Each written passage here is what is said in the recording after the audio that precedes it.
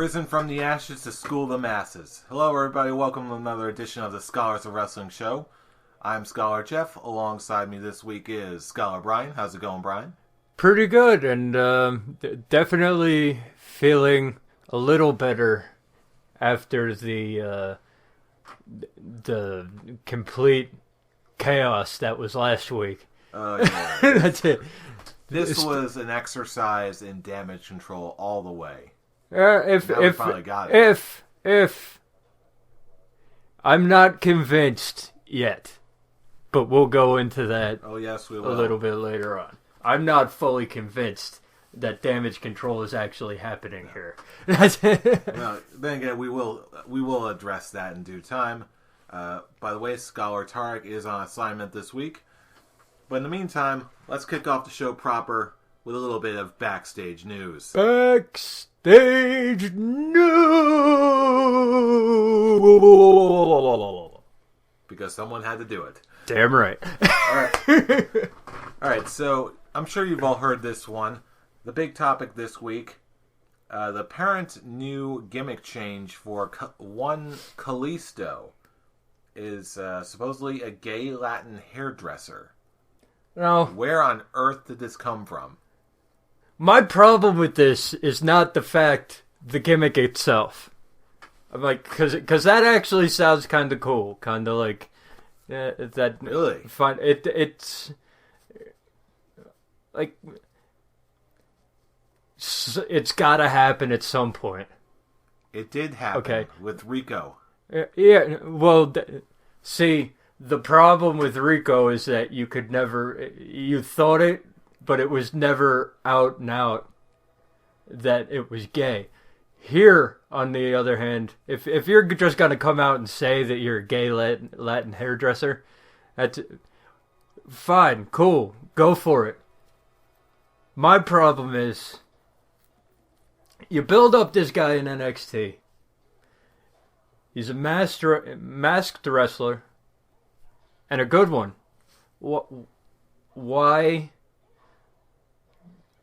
does he have to change? Why not bring in like a new signee or someone who hasn't been on NXT in a while? Give them the gay hairdresser gimmick, and have them work on it in NXT instead of just. Or give it to Tyler Breeze. Exactly. Do it to someone who's basically. Give it to someone who's basically doing the bit already. He's already Prince Pretty. It's not that big of a stretch. Yeah, it's like this dude's been tag team champions as a masked wrestler. He's been a tag team with Sin Cara for how long? And now you're just going to up and change him. Does this mean you're bringing him to the roster? Or is this just a gimmick change that is going to make him stay down longer? I'm like, why bother with this guy? Why not either retool someone else that is already basically living the gimmick, Tyler Breeze, or someone who hasn't been on TV for a while, and change him up? Well, to answer that, I'm going to say no. Note all those things. It was pretty much confirmed to be false at this point, mostly because of where it's coming from. Where's it coming from? The original I did a little bit of detective work, and where it first came from was a source from the Reddit board. I believe it's R Squared Circle. Supposedly, it came from a user called Mets Fan Forever, who claims to be an inside source in the professional wrestling world, but so far that has never been confirmed. Yeah, and he's also the one saying that I read this earlier today. He's also the one saying that. Well, I read something different from him earlier in the day that said WWE is of the mind that you're gonna watch WrestleMania anyway, so we're gonna do whatever we want. And yeah, well, that's not what was happening on Monday, but that's still my thought, and that's my thought as a critic. Anyway, but I don't. It's just this guy, from what I've heard and from what I've seen from him, it's never reliable stuff. Yeah, that's what I've heard. That's what I've heard and seen too. So it's like if it's coming from him, take it with a grain of salt. Right. Okay, but if this was true, okay, I don't mind the gimmick itself. I mind who they're giving it to. I'm like, the guy's ready. The guy's ready with the gimmick he has now. Why are you changing him? Honestly, I've got sort of a problem with both. Just because, hey, you've already got this guy who's originally developed to be a successor to the not the Sin Cara spot, Rey the Rey Mysterio spot. Exactly. Be that that major big time Latino face for the Latino demographic, which I'm all for. But to do it that way, it just seems like a stretch. Number one, to do it with a guy like that, and not for nothing, that gimmick as it is. Maybe it's just me seeing the aftermath of things like Billy and Chuck and it didn't help for Rico. It's not gonna help for Kalisto or whatever they're gonna name him. And not to mention, afterwards. I've gotta believe Glad would have a field day with this. I'm convinced right now you just can't get away with that same sort of gimmick like you could in years past. Well, it depends on how they play it. It depends on whether they play it over the top, which is probably what they're going to do. Yes. Or likely. what they would do. Or if they play it like subtle, low-key, which is not the WWE style. I was going to say Vince McMahon, low-key. This sounds like a Vince McMahon gimmick right here. This doesn't sound like a Triple H gimmick. Either that or a Vince Russo gimmick. But who knows what I'm talking about. Oh. Well, if Vince McMahon is turning into Vince Russo, then we're gonna have. We've already got a problem with you, Vince. Stop it. That's it. You heard it here first, Vince. Stop it, because we know you listen to this show. Stop that shit right now. You are responsible for at least 10 of our views, and you know it, Vince. This is a certainty. We can prove it. Not really. We can't prove it. Not really. We can't prove anything. We can't do that. It's just like, we're gonna go through the IP address. 10 of them are Vince. Whoa! Just watch, it actually is. Yeah. Then I'll need to take a nap because my brain will explode. Just watch, all of our hits are coming from Stamford, Connecticut. What are they doing? Well, they're obviously not listening to us anyway, so that's it. Yeah, I'm sure they turned my voice out a long time ago. Who's this kid who keeps yelling about Daniel Bryan? He sounds all melancholy. Doesn't sound like a real man, damn it. I'm Vince McMahon. Oops, I mean, I'm... Who are these guys talking about goats? letting out goats out of the barn. What is this bullshit? I don't believe this. This is a concussion talking. Fuck. Yeah.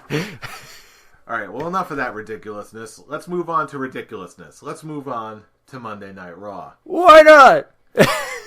So let's get right to it. The big announcement that had everyone hyped up, including me. Apparently, later on that night, we were going to get Daniel Bryan versus Seth Rollins, and the winner would go on to face Roman Reigns for the main event at WrestleMania at Fastlane. All right. I love the execution of this. The execution was good. Did it need to take 30 minutes? I don't know, but I don't think it was just par for the course as far as Raw episodes went. But this was more. This normally it's like 15 to 20 minutes. This was the whole half hour. Okay, so it's like, okay, little bit of overkill. Mm-hmm. And but okay, set it up nice. Roman Reigns came out all pissed off. Roman Reigns came off more natural, okay, during the whole night than I've seen him in a long time.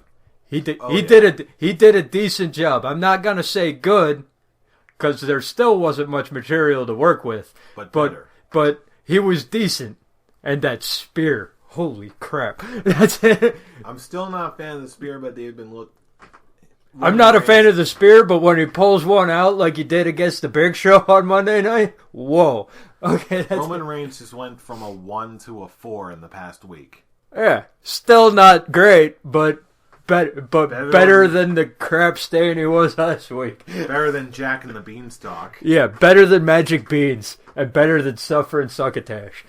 So he comes out, gets angry.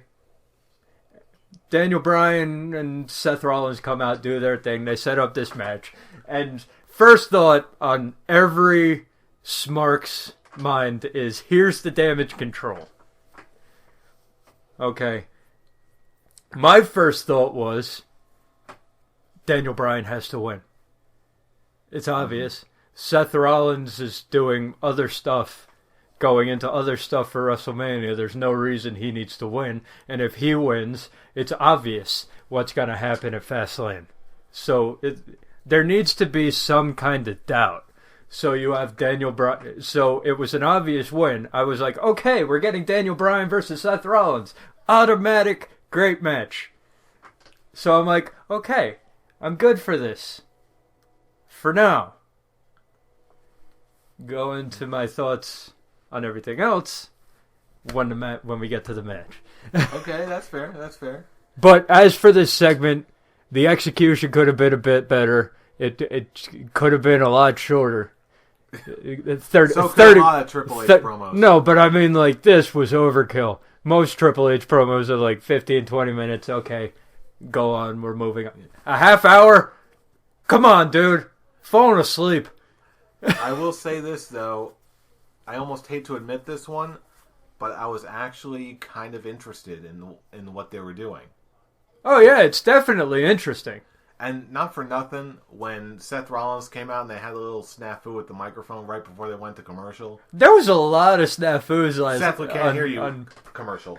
Yeah, it was. There was something going on in the water at Monday Night Raw because there was all kinds of crap going wrong, and that was just the first. Golden. That was just the first. Great time to go to a commercial, though. Talk about a cliffhanger. Seth, we can't hear you. Kevin Dunn, I know you get a lot of crap for doing what you do, but hey, sometimes you pull through in a clinch. That one was good. And just the way when Seth Rollins came back from break, he was like, live TV, huh? But did not miss a beat. Yep. It was beautiful. Absolutely beautiful. So yeah, once we got that out of the way, because there had to be a lot of that, a lot of setting the stage, a lot of calming of nerves, we move on to the other big controversy of the Royal Rumble, Curtis Axel never being eliminated. And he was absolutely sure to come out and tell us it. Like, I was never eliminated from Royal Rumble. I deserve this title shot at WrestleMania. Then why didn't you come out? Here's the deal. Okay. Curtis Axel is done with this company. Done.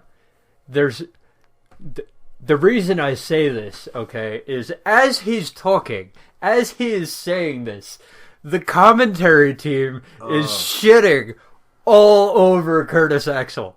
Shitting all over him hard. Yeah, I gotta give a shout out to Scholar Tarek here.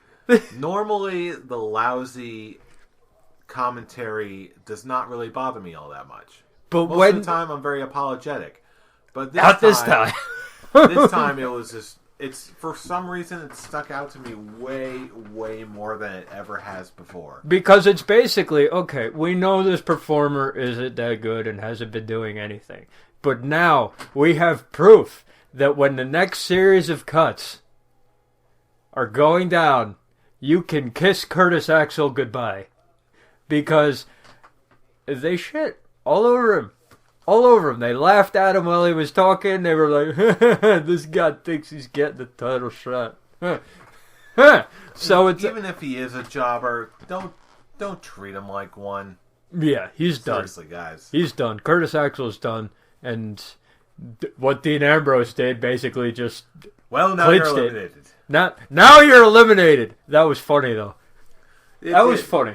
It seemed, if nothing else, it did seem to serve a decent enough transition for what was coming next. Which is Dean Ambrose challenging Bad News Barrett for the Intercontinental title because he wants his picture up on that wall in Stamford, Connecticut.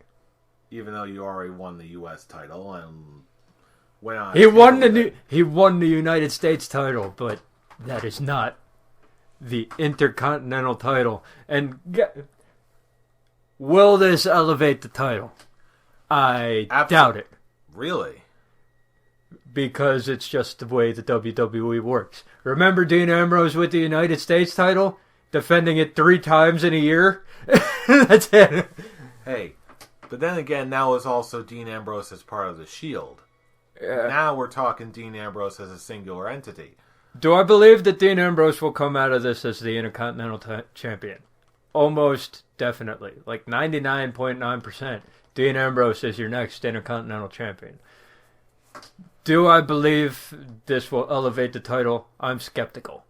Because... And you have every right to be. Because just the last 4 months, in general, since October when Luke Harper won it, it's just been patty cake, running it around to different people.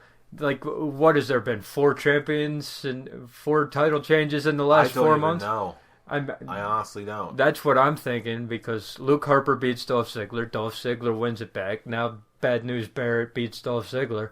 And now we'll probably have Dean Ambrose beating Bad News Barrett, whether it's at Fastlane or WrestleMania. Who knows? But it's like the Intercontinental title has a lot of work that needs to be done. And if anybody can do it at this point, Dean Ambrose. Exactly. So I'm skeptical, but we'll see what happens. This was a good segment. Dean Ambrose made me laugh. He's doing the crazy. He's doing the crazy. He's doing the crazy, and that always is good for a laugh. So we'll see what happens. I'll tell you what, though. I am at first, maybe for like a couple seconds after he announced this, I'm like, only then did I feel like, oh, what is he doing going for the Intercontinental title? Like 5 seconds afterward, I was totally on board, because I realized that if the Dean Ambrose's track record is to be observed and be believed, I have a lot of confidence in him, and I've got a lot of confidence that WWE knows what they've got in him. And I believe that the WWE, I believe that the WWE has confidence in him, and in the next couple of years, we'll see him up at the top of the card. But as for now, I think they're playing him the right way. Give him the lower card titles. Let him build himself up. Let him build himself up. So when he does go over the top, we could see the next Daniel Bryan. Exactly. Here, and exactly right. And while I'm not exactly as big a fan of Daniel Bryan as this guy over here, I can see what he means to the business today. Better than the WWE can, obviously. I find it really ironic that one of the biggest criticisms or one of the bigger criticisms I keep hearing about someone like Roman Reigns is, he's just being rocketed up to the top. He should win like a mid-card title or something first, then build himself up. Well, the irony is, the guy everyone seems to like from the Shield, Daniel Bryan. I need to just get off the Daniel Bryan train. Hey, if Daniel Bryan was a part of the Shield, I'd be all in too. Anyway, the irony is, Dean Ambrose is actually the one being built up right. And I personally believe that if anyone can totally give the WWE IC title the Nakamura treatment and elevate it, it's got to be Dean Ambrose. The only thing that needs to happen is that the WWE needs to be fully behind Dean Ambrose. The machine needs to keep following Dean Ambrose around like they have been, and then... Well, I believe they're behind Dean Ambrose because he was getting main events. That's what I'm thinking, too. He was... He got the main event at Hell in a Cell, and he got the main event at TLC. So I'm like, they're behind the dude. They're giving him great feuds. They're giving him feuds with great wrestlers, and now they're like, for your service. There you go. Okay, there you go. This is how you build a guy right. Okay, Roman Reigns, as soon as he did that Survivor Series trip in 2012, when he eliminated the entire freaking team, you knew that they were going to try to Brock Lesnar him. That was way too much, way too soon. Except the problem is, Roman Reigns is not Brock Lesnar. You can believe Brock Lesnar. I could believe in 2002 that Brock Lesnar could go through the entire roster in 6 months and become WWE champion, the undisputed champion. I believe that. Okay? I don't I'm sorry, you what? I believed in Brock Lesnar. I do not believe in Roman Reigns. However, I'm sorry, I had to. Yeah. I mean, what they're doing with Dean Ambrose right now is how you build a guy right. What they're doing with Seth Rollins now is how you build a guy right. What they're doing with Roman Reigns, not how you build a guy right. Part of me, as outraged as I am that things have been going in the way that they have been, part of me is just morbidly curious to see how ignorant that the machine can be. You want to know how ignorant? You want to know how ignorant they can be? I am convinced that there is no chance that Daniel Bryan wins this match at Fastlane. Wow. There is not a chance in hell. Daniel Bryan is the WWE thinks this is the 90s. Okay, where they can take the biggest face in the company. They can put him up against a newer guy. The newer guy will win. And that will help him get over. This is not that era. You can't do that anymore. You put Roman Reigns against Daniel Bryan and Roman Reigns wins, which in my mind is 100% what they're going to do, what they're trying to do. Roman Reigns is going to WrestleMania.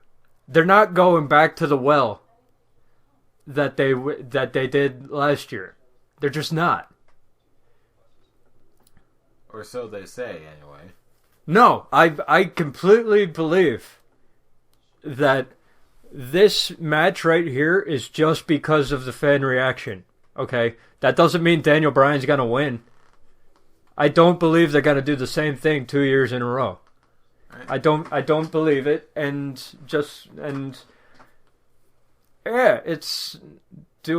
we're sort of glossing over everything right now. Let's just come right out and say it. Main event of Raw, Daniel Bryan beat Seth Rollins in a great match. They bought out Roman Reigns to help Daniel Bryan. Okay, and that's where my thought continues. Mm-hmm. Okay, go on. Yeah. Why can't Daniel Bryan win the match? You want Daniel Bryan to be strong going into a match with Roman Reigns at Fastlane? Don't have Roman Reigns help him win. Have him overcome by himself. Then again, in that sense, sure, you make perfect sense. But then again, you're also talking about a machine that also wants to make Roman Reigns have the John Cena treatment. Exactly. Where he's always infallible, and he's always the big cool guy, and he's still a face. Exactly, and that just leads into my point even more.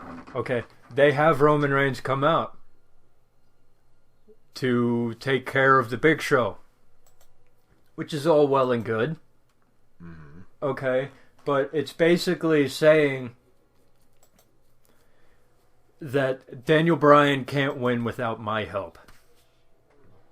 I'm sure that's going to be a major point of contention going forward. That's going to be Roman Reigns' part of this little feud going into Fastlane. I think that Daniel Bryan is a puppet here. Is a puppet on a string to try to get Roman Reigns over for his WrestleMania match with Brock Lesnar, and it is not going to work at all. It's going to backfire, and it's going to be even worse.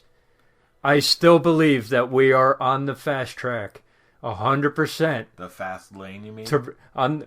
We are in the fast lane going to WrestleMania. Roman Reigns is facing Brock Lesnar at WrestleMania. They are not backing down on that.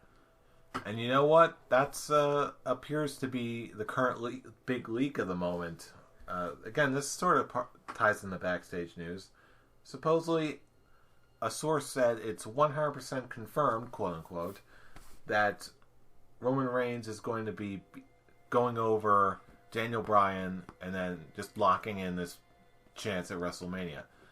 However, this same source was also Mets fan forever. The same guy who mentioned the Kalisto spoiler gimmick change thing, and a number of other things. What I'm taking untrue. What I'm taking as a grain of salt is the rest of this article with what he's saying the WWE is saying. Oh, it's WrestleMania. Everyone's going to watch it anyway. We can do whatever we want. Yeah, it seems like it would come from any dirt sheet anywhere on the planet. Yeah, so I'm like, okay, he said it, but I'm also getting it from everywhere else. I'm getting it from 411 Mania. I'm getting it from WrestleZone, and that has nothing to do with Reddit. They don't. But how does it spread? They don't source through the dude from Reddit. So I'm like, and also it sets a dangerous precedent.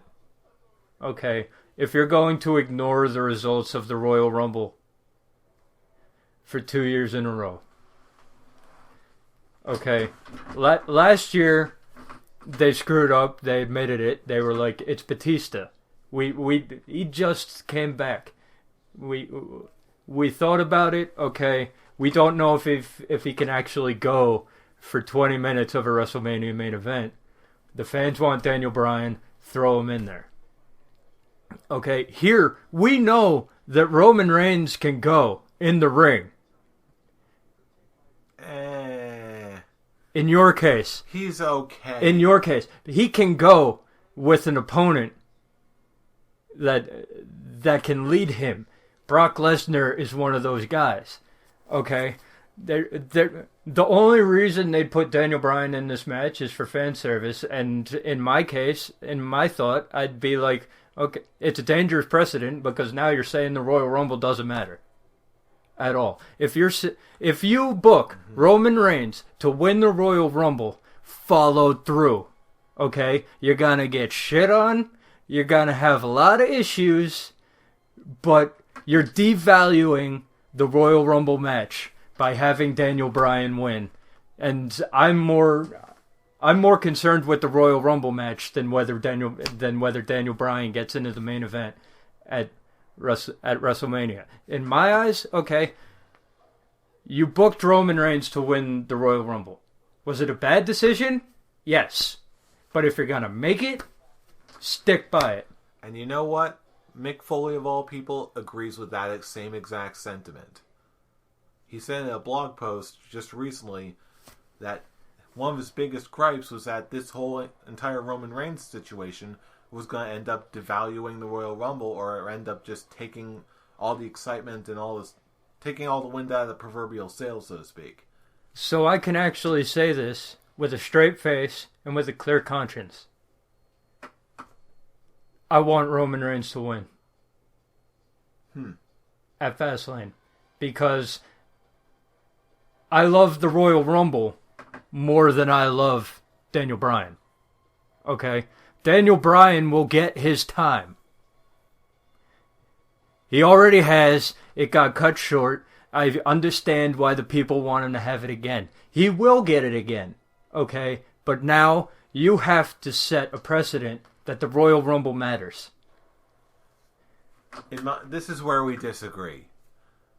I'm of the mindset that the Royal Rumble already matters. The Royal Rumble has always mattered. Not if they That's do the problem. Not if they don't have the winner. If this year it's going to be worse, okay? Because if Daniel Bryan wins, Roman Reigns is out. The winner of the Royal Rumble match isn't in the main event of WrestleMania. Last year, the winner of the Royal Rumble match was still in the main event of WrestleMania. So that's fine. However, that has historically not always been the case.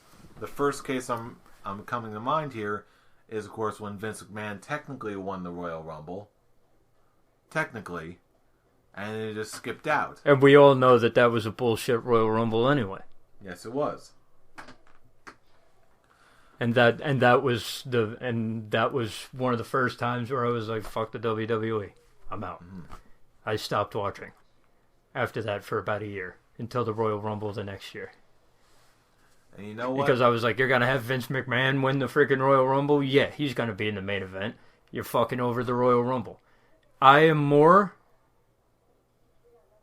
interested in the Royal Rumble, whether it's a shitty match or not. We know that the Royal Rumble went badly.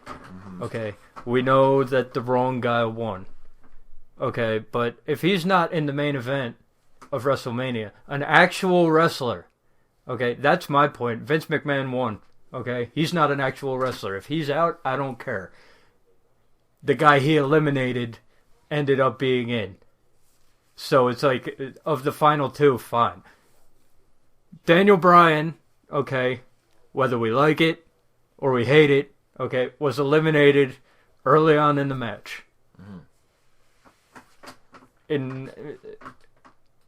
He should not be in this match. I'm sorry. If you're gonna fuck up an entire Royal Rumble, okay, then you stand by how badly you screwed up, and Brock Lesnar is going to make it a good match. Whoever he's against. You have a proven commodity, and he will raise Roman Reigns to the height of his ability. However, okay. Good. I'll say this: if Daniel Bryan wins this match and turns into and goes to WrestleMania, I will no longer give a fuck about the Royal Rumble. Really? I will no longer care entirely, because it's a dangerous precedent they're setting. Okay? The winner of the Royal Rumble not being in the main event of WrestleMania. Stand by who you picked. Whether if you want to add him in to the match, fine. But the way they're doing it, okay, if Daniel Bryan wins at Fastlane, Roman Reigns is out. I don't want that. If you're gonna pick a guy to win the Royal Rumble, he must be in that title match. Must be. Has to be. If he's not, then the Royal Rumble is pointless.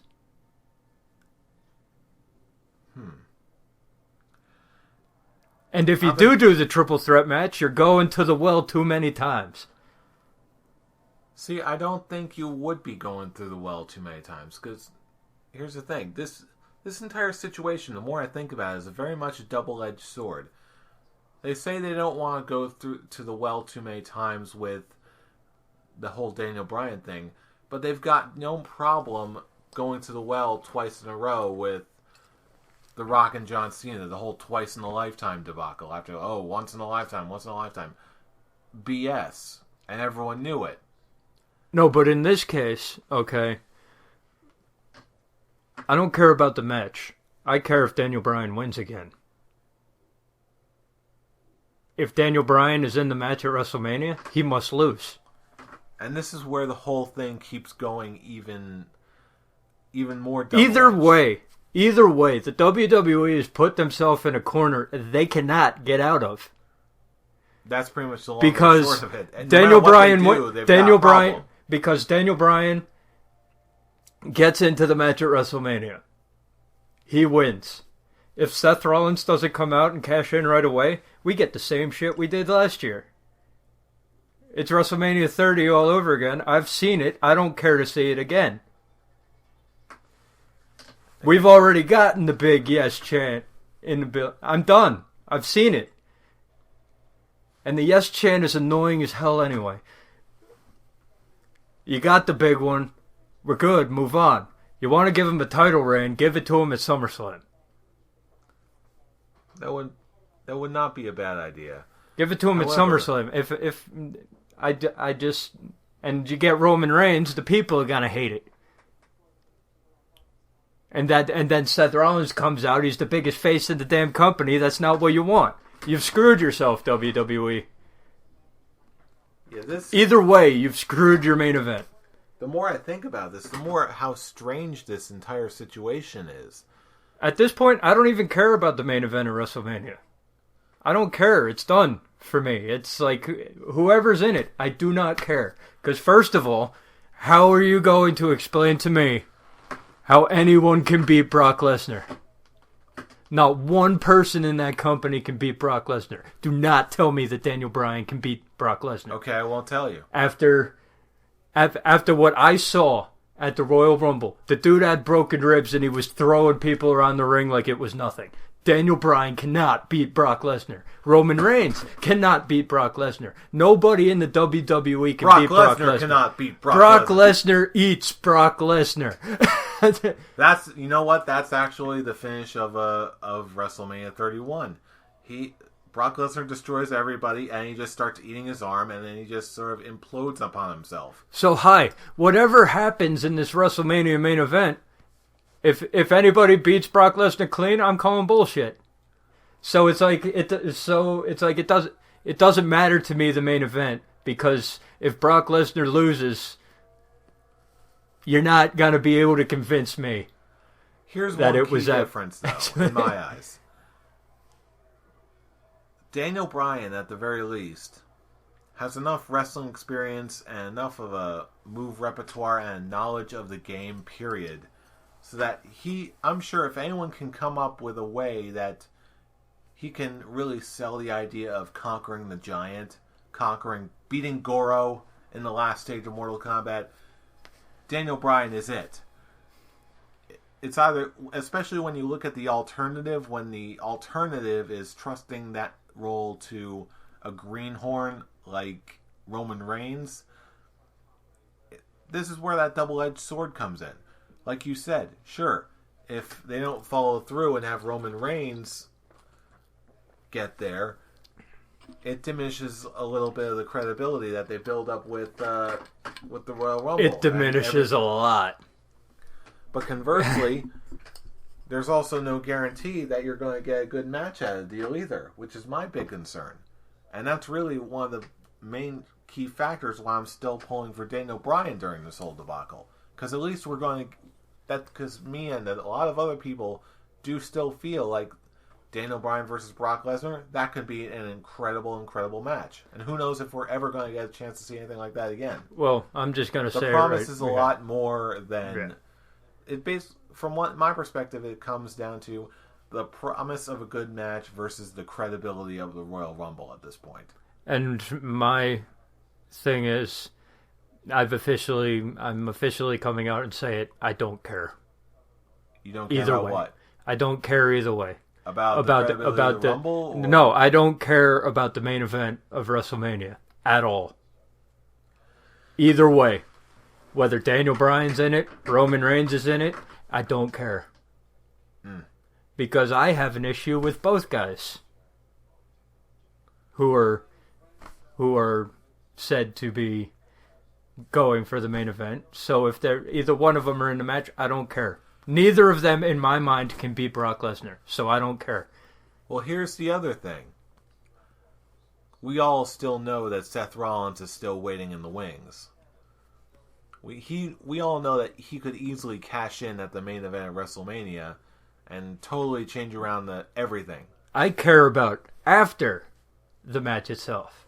And there you go. I care about after the match. I'm not going to care about the main event. I'm going to be sitting there watching only for the thought of maybe something good will happen at the end. Well, here, let's switch focus for a second. Let's look at all three. Let's look at all three possible outcomes for WrestleMania 30 or 31 as it stands right now. Let's say Daniel Bryan wins. With Daniel Bryan... Seth Rollins... Let me finish. Okay. Seth Rollins comes out, cashes in, and wins on Daniel Bryan. There's going to be so much heat on Seth Rollins. And I'm going to love it. And it may or may not spill over into fan disappointment heat. Like we got with the Royal Rumble. It won't spill over into fan disappointment heat because they'll be okay with Seth Rollins. They won't be okay with Roman Reigns. The Philadelphia crowd, okay, we're fine with Seth Rollins winning the title. they were fine if Seth Rollins won. The Philadelphia crowd would have been fine if a couple other people were the ones to win the Royal Rumble. Mm-hmm. Okay? There'll be a lot of heat, but it'll be heel heat. Not fuck you WWE heat. It won't be. Because it's Seth Rollins. If it's Roman... yeah, conversely, look at the other two options. If Roman Reigns wins, he's going to have a 10-minute title run. No, they can't.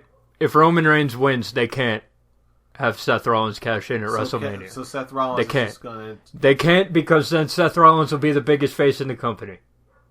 With the Smarks. With the Smarks. And... yes, they can't. They can't at WrestleMania if Roman Reigns is the one to win it. It can't happen. But then again, because he can't get any cheers. He can't get any cheers when he cashes it in. But how about, again, third option, Brock Lesnar? What if Brock ends up destroying whoever he ends up facing? And then turns out Seth Rollins is actually the guy to get this belt for the first time. Because, Brock Lesnar is a heelish character. So you're saying that's not going to happen? Is a heelish character, but he gets cheered. Okay, if Seth Rollins needs some boost. He can get cheered, but he needs some boost. Okay, if he goes in and cashes in on Roman Reigns, he's getting cheered all the way. Can't have that. Can't have that at WrestleMania. You need boost coming out. So in that case, it's going to be... you need either Daniel Bryan winning or Brock Lesnar winning to get a Seth Rollins cash in. Let me wrap things up or bring things full circle with this. Between those two last options that you mentioned, Brock Lesnar winning or Daniel Bryan winning, which one would you prefer? Seth Rollins beating Brock Lesnar would be more impressive to me. So for the NWO trash hitting the ring, part of me wants Daniel Bryan. Okay, but to get me invested in Seth Rollins, like being a legitimate threat, all that, I'd want him to take out Brock Lesnar. For the first time, I feel like I really don't have it. I really feel like I don't have a strong enough opinion on one but I'm like, other. There's so many dimensions to that. Yeah, I'm like, the match itself doesn't matter to me. Okay? I like Brock Lesnar. I have an issue with Daniel Bryan, and I don't like Roman Reigns. Okay? Daniel Bryan's getting annoying to me. It's just me. But you're entitled to that. The chant's getting annoying. He's cheesy as hell. That's part of his charm. Yeah, I hate that. I hate charming. Nah. I hate cheesy. I hate happiness. Nah, I'm a douche. I am. That's the whole point. And Roman Reigns isn't ready yet. So it's like, I don't care about the match. I don't. I care about the rest of the card, if the rest of the card is good, and if there's a cash in at the end of the match. The match itself, lost all caring when they did this little bit. Because I'm like, if it was Daniel Bryan versus Seth Rollins at Fastlane to get into the match, then I'd be like, all right, Roman Reigns is still in it. The Royal Rumble still counts for something. I'd be fine with it. I'd think they'd be going to the well once too often because it's the same shit as last year, but I'll go with it. But this is the winner of this match goes on in a singles match, and if in order to keep, I'm more of a Royal Rumble. The Royal Rumble is my favorite match. Okay. Okay, so if the winner, the whole point of the Royal Rumble is for the winner to get into the main event of WrestleMania. If that does not happen to an actual wrestler, let's throw out Vince McMahon. That's going to be your tipping point. Let's throw out Vince McMahon. That doesn't matter. That whole thing was bullshit anyway. We all knew Austin was going in. My whole point in this is Roman Reigns must be in the main event of WrestleMania or you ruin the Royal Rumble match. The Royal Rumble match means nothing. Next year, the Royal Rumble match will mean nothing because I'll be like, okay, the guy won it. He's not going to be in the main event. Okay, you chose your guy. It was a bad decision. Okay, you're screwed either way. Continue with what you were doing. Continue with what you were doing. Does Roman Reigns have to win? No. We can still get a Seth Rollins cash in. Okay, but continue what you were doing. I see Daniel Bryan as a puppet here. I see him as a puppet to try to get Roman Reigns over. Mm-hmm. It'll backfire hardcore. The vitriol will be even worse than it was before, and we're still getting Reigns versus Lesnar at WrestleMania. This is a smokescreen. This is the WWE pretending to give the fans what they want. They're giving the smarks hope. And I don't think we're ever going to come up. We're not going to come up with a dead to rights solution until after the event's over. They're giving this ongoing thing. Yeah, it's just it reeks of desperation here. It does. Immediately when they called the match in that segment, I was like, well. There you go. All right. Again, well, still in that damage control mode. Still in that damage control mode, but whatever they do here, the damage is done. Whatever happens, the damage is done. Yeah, you'll get your fans back. The Royal Rumble doesn't mean shit now. The Royal Rumble means shit. You don't get all your fans back who left. So it's like, okay, whatever happens. Okay, so it's one of those. We'll see what happens, but I want the Royal Rumble to mean more. The WWE can deal with a few people not owning the network anymore. They can deal with that. Okay, the Royal Rumble needs to mean something. Whether the results are bad or good, I don't care. The Royal Rumble match will mean nothing. I gotta admit, that's one dimension of this whole thing that I really haven't considered, at least a heck of a lot. But again, I do agree with you that the importance of tradition and just the Royal Rumble match as a whole, it needs to stay as it is. And speaking of enlightening and all that stuff, we also got this week the Stone Cold podcast with Triple H. This was great. Any general thoughts on this? Okay, first of all, close us out.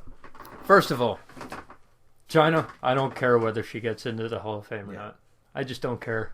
Yeah, but I thought Triple H put it as well as anybody else. Yeah, it's like if my 8-year-old daughter puts China into Google search, and what's she gonna find? Exactly. Mm-hmm. Okay, you made your choice. Live with it. That's it. You made your choice to go into something that the WWE doesn't agree with. You made your choice. You made your choice. Now you got to live with it. And what? She was a good wrestler for about a year. Influential, sure, but influential doesn't Hall of Fame worthy? I don't know. But and the NXT talk was great. Wants to take it out on the road. He lets the wrestlers do their own thing, gives them bullet points, and then they gotta live on their own and die on their own. Live by the sword, die by the sword. That and his assertion that he wants to make the and he wants Raw 2 hours. I was and it gives me hope for the WWE going forward when Vince McMahon finally steps down. Okay, because Triple H has got his head on straight. He knows what he's doing. He knows what he's doing. Okay, I do like how he was basically blaming everything on Vince. Yeah, that was in funny. a very subtle, underhanded. In a very subtle, underhanded way that basically everyone could see through. He was blaming everything on Vince, and you know what? I believe him. I believe because him too. This whole thing, all of this, Kalisto, the Roman Reigns, the Big Show and Kane being in the Final Four, it reeks of Vince. Vince McMahon, damn it. Damn you, Vince McMahon. You put on a bad Royal Rumble match. I don't give a shit. Get away from the team. Get away from creative, Vince. Really. That's it. I will say, however, one last thing I want to comment on. Just the way he sort of outlined everything in the creative process and just seeing how things line up. I'm sure a good chunk of that was just Triple H, just, no pun intended, playing the game, playing the social game, just the way that's what you gotta do in the corporate world. That's just the way it is. But when he was giving a certain amount of authenticity to it all. When he was giving straight answers, when he was giving straight answers to the question, you could tell he actually meant it. Like, what would you change about Raw? I'd get rid of the extra hour.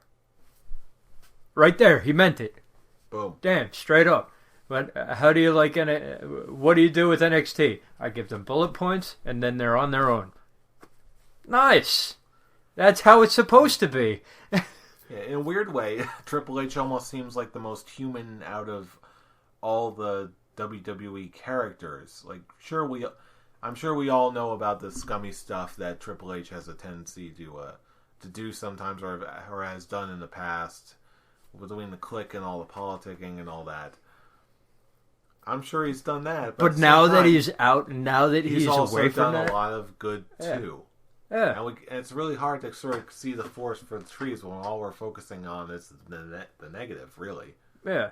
And now that he's done with all of that, okay, he put over your savior, Daniel Bryan, at WrestleMania. Along with the rest of Evolution. Along with the rest of Evolution. Say what you want about them. They put over Daniel Bryan hard at WrestleMania. And he's doing great with NXT. It's the best product in the States right now. For the most part. I'm gonna have to see how much more, some more Ring of Honor before I can make that assertion. Ring of Honor was much better years ago. Yes, it was, but I don't know. I've been watching some Ring of Honor stuff lately, and they're pretty good. They might be on the mend again. Might, but again, that's a whole other conversation. Yeah, NXT, in my mind, is the greatest product in the United States right now. You know what? It's tough. But it's tough for anyone to top that right now. And the main reason for that is Triple H allowing these guys to go out, do their thing, give you bullet points for what I want, and you do the rest. And that's how glorious. That's how it's supposed to be. People writing entire scripts for guys. No. It just doesn't work. It doesn't work. Roman Reigns. If he came up with that Jack and the Beanstalk story by himself, you're a dumbass. He's a dumbass. Okay, but if he came up with it by himself, it would be like, all right, that's the best you can do. Okay, but we know it's not the best he can do because it's being fed to him by creative and by Vince. What are you doing, Vince? I don't even think Vince knows. Let Triple H take the reins, okay, and you'll see Literally. the product. You'll see the product flourish. Flourish. It won't even be good. It will be great. Just look at NXT. Okay, he's gonna come in, and half these guys aren't gonna know what the hell to do, because he's gonna be like, scripts. What are you talking about? I give you bullet points, you figure it out. The only person who's not getting scripts is Bray Wyatt. Thankfully. And look at that. Look at what he's done with that. He's facing the Undertaker, and he's actually he's actually making me think that he can beat him.